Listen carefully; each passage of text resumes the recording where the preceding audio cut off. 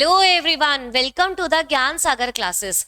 आज मैं इस वीडियो के अंदर आप सभी के लिए CMA inter group 2 paper number 10 का ABC एनालिसिस लेकर आई हूँ।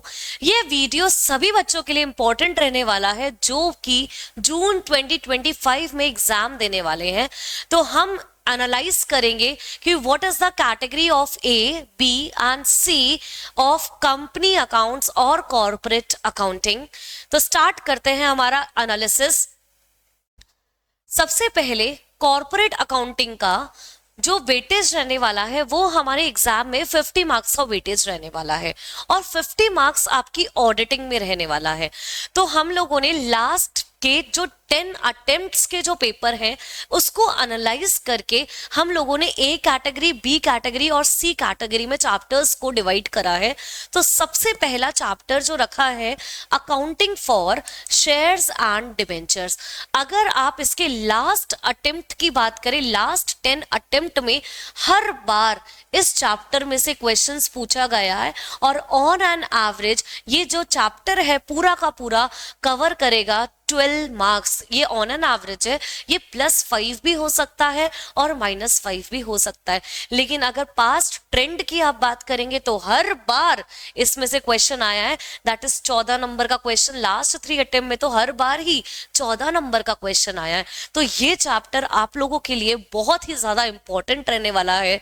Second chapter is preparation of statement of profit and loss account and the balance sheet of schedule 3, that is division 1 and division 2 की बात की गई है इस चैप्टर के अंदर। और अगर हम इसकी फ्रीक्वेंसी की बात करें तो लास्ट 3 अटेम्प्ट से हर बार इसका जो क्वेश्चन है वो 14 नंबर का क्वेश्चन फिक्स है और ये 14 नंबर का आपका फुल फ्लेज क्वेश्चन एक बनता ही बनता है इस चैप्टर के अंदर से। अगर मैं ऑन एन एवरेज इस चैप्टर की बात करूं तो ऑन एन एवरेज आपका 12.3 मार्क्स कवर करता है आपके एग्जाम के अंदर। उसके बाद थर्ड चैप्टर है आपका, next chapter is cash flow statement. Cash flow statement भी अगर आप लास्ट फ्रीक्वेंसीज लास्ट 10 अटेम्प्ट का देखेंगे तो हर बार हर अटेम्प्ट में इसका कोई ना कोई क्वेश्चन तो आया ही है।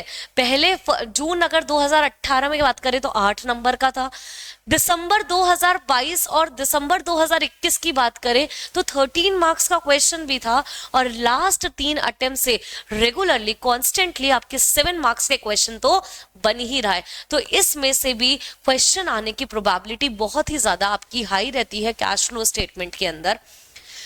Fourth A, that is account of banking companies. Accounts of banking companies में आप बैंकिंग कंपनी की अकाउंटिंग सीखते हैं और बैंकिंग कंपनी के अकाउंट अगर मैं लास्ट अटेम्प्ट्स की बात करूं तो लास्ट में से कुछ अधिकतर मेजॉरिटी अटेम्प्ट में तो ये क्वेश्चन आए हैं, कुछ 1-2 अटेम्प्ट ऐसे हैं जिसके अंदर क्वेश्चंस नहीं आए, वरना हर बार हर अटेम्प्ट में आपको इसका क्वेश्चन देखने को मिलता है। तो ये आपका ऑब्वियस सी बात है, इतना ज्यादा इंपॉर्टेंट भी नहीं तो लेस इंपॉर्टेंट भी नहीं कहेंगे इसे। ऑन एन एवरेज ये हमारे एग्जाम में 3.5 मार्क्स कवर करेगा। अभी हम इसकी कैटेगरी भी डिसाइड करेंगे what is the chapters of category A, category B and category C. अभी मैं आपको बस पूरा सिलेबस डिस्कस कर रही हूँ और सिलेबस के अंदर लास्ट 10 अटेम्प्ट में कितने टाइम आपके क्वेश्चंस आए हैं इस पर्टिकुलर चैप्टर के अंदर से वो अभी हम एनालाइज कर रहे हैं। Accounts of electricity company. Electricity company की अगर हम बात करें तो ये exam point of view MCQ के लिए बहुत इंपॉर्टेंट चैप्टर है। इसके अंदर से कोई भी बड़ा क्वेश्चन आने की प्रोबेबिलिटी नहीं है। पिछले अगर 10 अटेम्प्ट की बात करें तो एक ही अटेम्प्ट में ऐसा क्वेश्चन है जो 7 नंबर का क्वेश्चन आया है दिसंबर 2023 में। दिसंबर 2023 में केवल एक ही बार 7 नंबर का क्वेश्चन आया है, अदरवाइज इस चैप्टर में से या तो क्वेश्चन ही नहीं आता है, क्वेश्चन आता है तो ऑब्वियसली बात है एमसीक्यू बन सकता है। इसके अलावा बड़े क्वेश्चन आने की प्रोबेबिलिटी बहुत ही ज्यादा कम रहती है। Then last chapter, not last, that is second last, accounts of insurance company. Insurance company भी अगेन कह सकते हैं, बैंकिंग और इंश्योरेंस आपके सिमिलर चैप्टर्स हैं। बैंकिंग में से या फिर इंश्योरेंस में से, इन दोनों में से एक क्वेश्चन पर हर अटेम्प्ट में बनता है। और बैंकिंग से भी ज्यादा थोड़ा इंपॉर्टेंट क्या हो जाता है आपके लिए, इंश्योरेंस कंपनी हर बार लास्ट अगर 3 अटेम्प्ट से बात करें तो 7 मार्क्स के क्वेश्चन इसके बन रहे हैं, और पिछले fourth attempt last fourth attempt में 8 मार्क्स का क्वेश्चन भी बना था। ऑन एन एवरेज अगर मैं मार्क्स की बात करूं तो ऑन एन एवरेज आपका 5.2 मार्क्स कवर करता है। लास्ट इज आपका अकाउंटिंग स्टैंडर्ड्स। अकाउंटिंग स्टैंडर्ड्स के अंदर लास्ट 3 अटेम्प्ट से इसके अंदर 7 मार्क्स का क्वेश्चन आ रहा है बच्चों, और 3.3 मार्क्स ऑन एन एवरेज रहा है, क्योंकि पहले हमारे अकाउंटिंग स्टैंडर्ड हुआ करते थे। इंडियन अकाउंटिंग स्टैंडर्ड अभी हमारे सिलेबस 2022 में इंक्लूडेड हुआ है। इंडेस अभी हमारे 2000 नए वाले सिलेबस में जुड़ा है, लेकिन पहले हमारे क्या हुआ करते थे, अकाउंटिंग स्टैंडर्ड हुआ करते थे। तो ऑब्वियस सी बात है, अगर लास्ट अटेम्प्ट की बात करें तो इंडियन अकाउंटिंग स्टैंडर्ड में से लास्ट 3 अटेम्प्ट से जुड़ा है, और तीनों अटेम्प्ट से मेरे क्या आए, क्वेश्चंस हमेशा आया ही आया है 7 नंबर का। और बच्चों इस बार भी प्रोबेबिलिटी है कि 7 नंबर का क्वेश्चन डेफिनेटली आपको देखने को मिलेगा जून 2025 के अंदर। सेक्शन बी ऑडिटिंग, वो आपकी दूसरी फैकल्टी डिस्कस करेगी आपके साथ उसी का एबीसी एनालिसिस। अभी मैं आपके साथ केवल और केवल कॉर्पोरेट अकाउंटिंग का डिस्कशन करने वाली हूं। तो अब चलते हैं एबीसी एनालिसिस। अभी हमने पूरा जो सिलेबस था उसका हमने on an average last 10 attempt में कितने टाइम आपके क्वेश्चंस आए, ऑन एन एवरेज आपके कितने मार्क्स कवर करता है पर टॉपिक, वो हम लोगों ने डिस्कस किया। अभी हम कैटेगरी वाइज चैप्टर्स को डिस्ट्रीब्यूट करेंगे कि category A, category B and category C में कौन कौन सा चैप्टर है। ये बच्चों category A, category B, category C, ये है क्या बेसिकली। कैटेगरी ए में बहुत ज्यादा मोस्ट इंपॉर्टेंट टॉपिक है जिसको आप स्किप नहीं कर सकते हो। कैटेगरी बी वाले इंपॉर्टेंट है जिसको आपको स्किप भी नहीं कर सकते हो, और ऑन एन एवरेज आपके 5 to 10 मार्क्स कवर करेगा। और सी कैटेगरी वाले जो चैप्टर्स है उसके अंदर आपके 3 to 4 मार्क्स यानी कि एमसीक्यू देखने को मिल सकते हैं। हो सकता है, अगर हो सकता है तो 7 मार्क्स का क्वेश्चन भी एक देखने को मिल सकता है। बाकी सी कैटेगरी वाले चैप्टर में से बड़े क्वेश्चन देखने के चांसेस आपके कम होते हैं। अदरवाइज ए कैटेगरी और बी कैटेगरी में से तो हमेशा हर अटेम्प्ट में क्वेश्चन आता ही है। अब कैटेगरी ए के अंदर सबसे पहला चैप्टर मैंने रखा है आपका preparation of financial statement of profit and loss account and balance sheet. सबसे पहले कैटेगरी ए में मैंने ये चैप्टर क्यों रखा है, पहले तो मैं आपको ये डिस्कस कर देती हूँ। बच्चों हमारे पहला चैप्टर दैट इज मॉड्यूल 1 और मॉड्यूल 2, फर्स्ट और सेकेंड चैप्टर में पहला sequence preparation of financial statement क्यों रखा है, क्योंकि अगर आप चैप्टर नंबर 2 की बात करेंगे तो चैप्टर नंबर 2 सिर्फ देखने में छोटा सा है, लेकिन चैप्टर नंबर 2 अभी आपको दिखने में छोटा सा लग रहा होगा, लेकिन एक्चुअली में ये छोटा सा चैप्टर नहीं है। इसके अंदर बहुत सारे सब टॉपिक्स हैं जो कि मैंने आपको क्लास में भी डिस्कस किए हैं, जैसे अंडर राइटिंग हो गया। अंडर राइटिंग के बाद हमने रिडम्पशन ऑफ डिबेंचर्स पढ़ा, और उसके बाद redemption of debentures, redemption of preference shares, bonus shares और ईसॉप, इक्विटी शेयर्स, ये सारी चीजें हमने इस टॉपिक के अंदर डिस्कस करी थी। लेकिन चैप्टर नंबर 2 के अंदर सिर्फ और सिर्फ हमें फाइनेंशियल स्टेटमेंट पढ़ने होते हैं। किसके फाइनेंशियल स्टेटमेंट, कंपनी के, जो कि शेड्यूल 3 में बताए गए हैं, डिवीजन 1 शेड्यूल 3, जो कि आप 12th क्लास में भी पढ़कर आते हैं। तो ये चैप्टर आपका, अगर फर्स्ट और 2 के चैप्टर का मैं कंपैरिजन बताऊं तो ये चैप्टर में से हर बार 14 नंबर का क्वेश्चन आ रहा है, लास्ट 3 अटेम्प्ट से 14 नंबर का क्वेश्चन आ रहा है, और मुझे इस बार भी एक्सपेक्ट है कि 14 नंबर का क्वेश्चन तो आपका इस चैप्टर से अगेन बनने वाला है। तो कंटेंट कम है, टाइम भी कम लगेगा, और जल्दी से ये चैप्टर आपका रिवाइज हो जाएगा, और सबसे बड़ी बात आपके मार्क्स भी क्या होंगे, ज्यादा मिलेंगे। तो 50 में से 14 नंबर का अगर एक ही चैप्टर कवर करता है, क्या क्या बुरा है क्या सबसे पहले इसको रिवीजन करना। तो सबसे पहले आप कैटेगरी ए में सबसे पहला चैप्टर रखेंगे presentation of financial statement of companies, जिसके अंदर आपको ज्यादा कुछ नहीं करना है, सिर्फ P&L और बैलेंस शीट बनाना सीखना है, नोट्स टू अकाउंट्स बनाना सीखना है। इसके अलावा इस चैप्टर में और इससे ज्यादा कुछ भी नहीं है, और क्वेश्चंस की प्रैक्टिस करनी है जो कि हमने क्लासेस में बहुत सारी की है।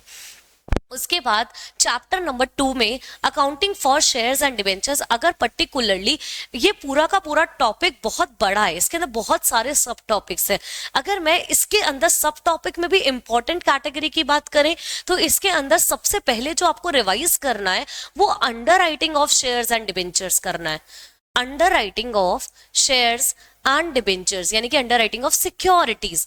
अंडर राइटिंग में से हर बार क्वेश्चन आने की प्रोबेबिलिटी ज्यादा होती है और इसमें issue of shares plus under writing दोनों का कंसेप्ट मिक्स होके एक सिंगल क्वेश्चन फ्रेम होता है।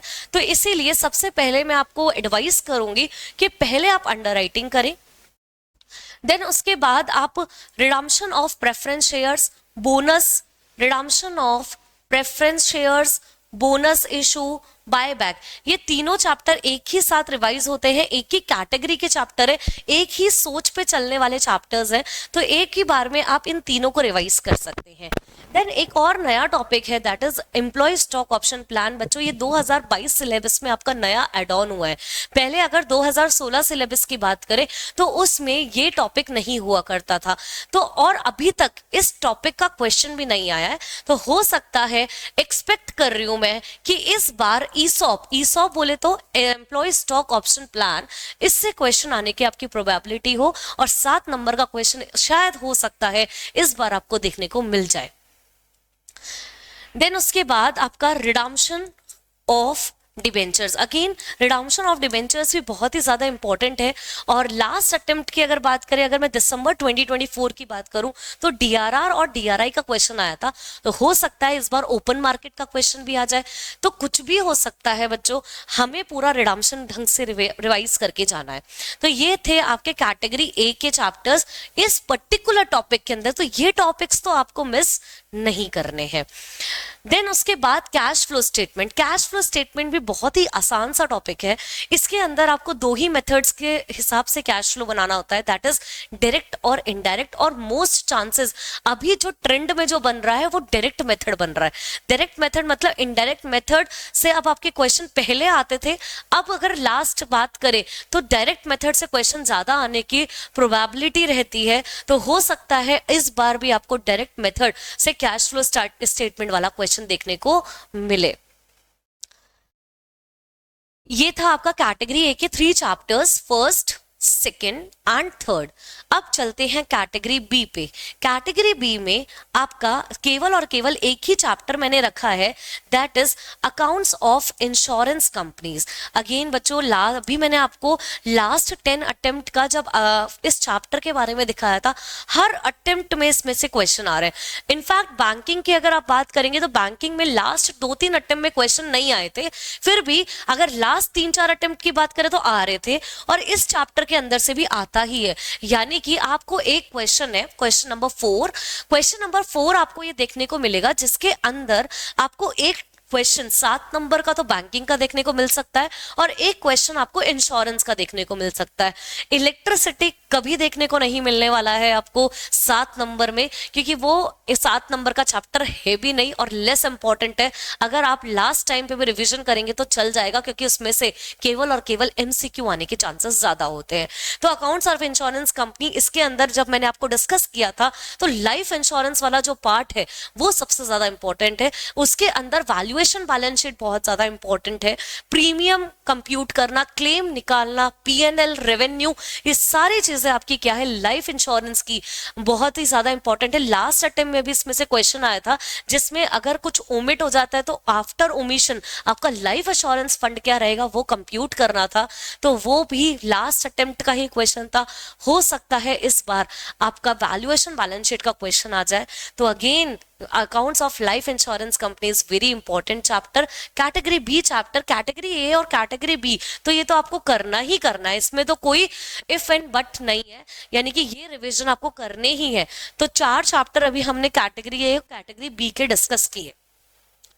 कैटेगरी सी में आपके 3 चैप्टर्स मैंने रखे हैं, that is accounts of banking company, accounting standards and accounts of electricity company.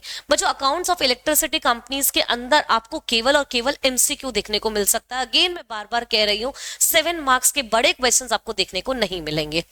अब चलते हैं हमारे बैंकिंग कंपनी के ऊपर। बच्चों बैंकिंग कंपनी मैं अगेन, हालांकि सी कैटेगरी में मैंने जरूर रखा है इसे, लेकिन आपको ये चैप्टर बिल्कुल भी स्किप करके नहीं जाना है, रिवीजन करना है, क्योंकि जब क्वेश्चन आता है तो हो सकता है दोनों क्वेश्चन इंश्योरेंस से उठ के आ जाए, हो सकता है एक क्वेश्चन आपका बैंकिंग से भी आ जाए। तो banking question again, banking company accounts again बहुत ही ज्यादा इजीएस्ट चैप्टर है, आपका जल्दी से रिवाइज भी हो जाएगा। तो मैं रिकमेंड करूंगी आप बैंकिंग कंपनी भी स्किप ना करें, बैंकिंग कंपनी को भी आपको रिवीजन करनी है। उसके बाद चलते हैं बच्चों अकाउंटिंग स्टैंडर्ड्स। अकाउंटिंग स्टैंडर्ड्स में अगर मैं बात करूं, आपके 6 अकाउंटिंग स्टैंडर्ड्स है मोस्ट प्रोबेबली। तो देखो कौन कौन से आपको अकाउंटिंग स्टैंडर्ड 6 की 6 एक बार मैं फर्स्ट कैटेगरी वाइज में इसको डिवाइड कर रही हूँ कि 6 की 6 आपको एक साथ नहीं पढ़ने। आपको सबसे पहले इंडेस में भी कौन सा इंडेस पहले पढ़ना है तो वो मैं आपके साथ डिस्कस करती हूँ। सबसे पहले आपको पढ़ना है इंडेस 2। इंडेस 2 इसका हमेशा प्रैक्टिकल क्वेश्चन आने की प्रोबेबिलिटी बहुत ज्यादा रहती है, तो इंडेस 2 आपको पढ़ना है, इसके अंदर से प्रैक्टिकल क्वेश्चन आएगा। इंडेस 2 जो डील करता है आपका, वो वैल्यूएशन ऑफ इन्वेंट्रीज के साथ डील करता है कि इन्वेंट्री की वैल्यूएशन कैसे की जाती है। इन्वेंट्री बोले तो raw material, work in progress और फिनिश्ड गुड्स की वैल्यूएशन हम इस इंडेस 2 के अंदर सीखते हैं। बहुत ही आसान सा इंडेस है बच्चों, तो आप सबसे पहले इसी को रिवाइज करेंगे, इसमें क्वेश्चन आने के चांसेस बहुत ज्यादा हाई।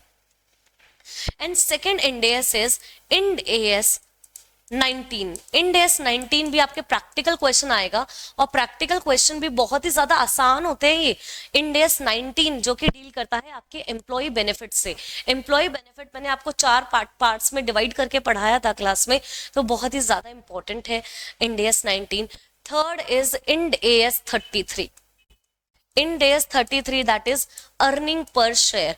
अर्निंग पर शेयर यानी कि हम इसके अंदर 2 टाइप की ईपीएस सीखने वाले हैं, EPS basic EPS and diluted EPS. तो हमने इसकी भी बहुत क्लास में प्रैक्टिस करी है, बेसिक ईपीएस कैसे निकाला जाता है, डाइल्यूटेड ईपीएस कैसे निकाला जाता है, ये सारी बातें हमने क्लास में डिस्कस करी है।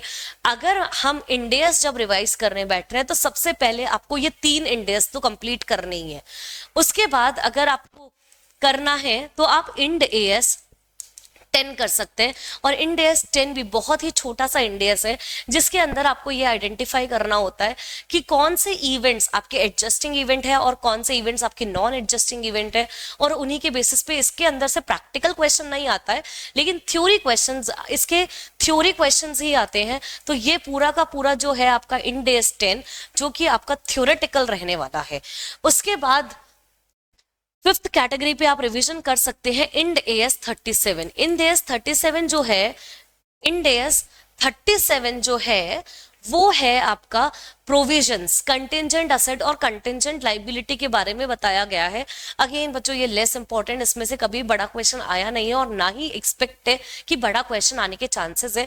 बस अगर आ सकता है तो आपके एमसीक्यू पॉइंट से आ सकता है, तो आप इस Ind AS को लास्ट पॉइंट पे रिवीजन भी कर सकते हैं। मतलब एट द टाइम ऑफ, जब आप इतना समय अगर Ind AS 37 को देने के बजाय आप बाकी जो ए कैटेगरी वाले चैप्टर्स है, अगर आप उसमें ज्यादा टाइम डिवोट करेंगे तो आप अच्छा स्कोर कर सकते हो।